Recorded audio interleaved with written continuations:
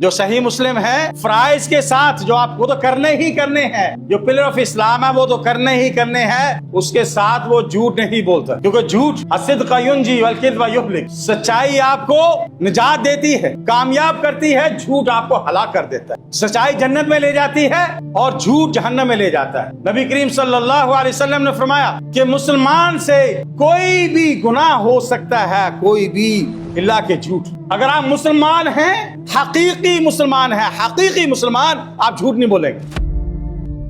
جھوٹ بولیں گے، اس جھوٹ کو سچ کرنے کے لیے آپ کو اور 100 جھوٹ بولنے پڑیں گے۔